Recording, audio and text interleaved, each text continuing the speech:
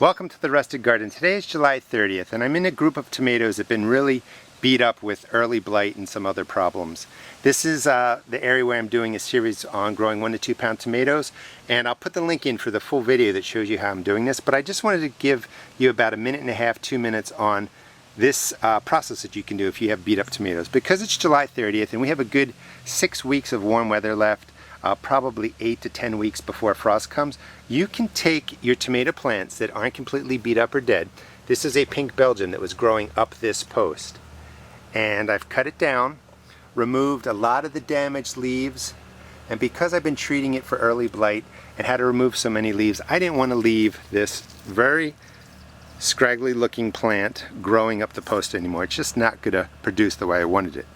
Now, because you have such a massive root system already established, this plant will continue to grow, especially if you drop the vine and you bury most of it in the ground. Go down about 4 inches. This is going right next to my Aussie, so you can see some roots in there. I would probably go down 6 inches. I'm just going to stay at about 4 inches because I don't want to damage the roots of a plant that's doing pretty well. But just drop the vine, follow it how it naturally falls. Like I wanted this vine to go down that way, but if I forced it that way, it was going to break right down there at the stem, and you don't want to do that. Where the established root system is, you want to keep intact. So just dig the trench. It fell this way.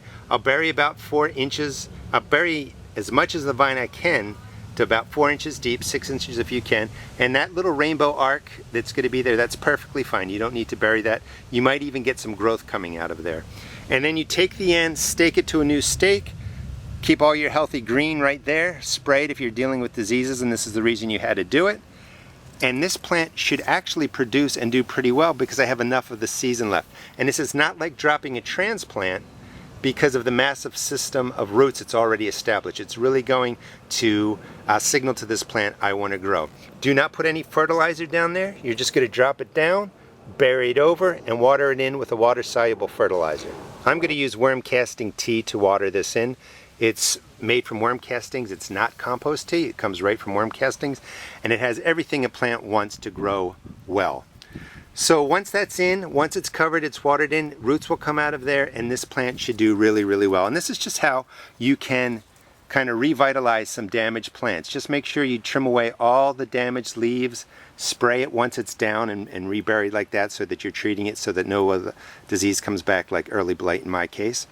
And if you watch the series growing 1 to 2 pound tomatoes, you'll see the trouble I'm having, but you'll also be able to see in the last video I do in the series in about 4 to 6 weeks how this actually turned out. Here's what it looks like finished. The stem is rainbow back there, but that's fine. Probably will get some growth on there. Stem got buried.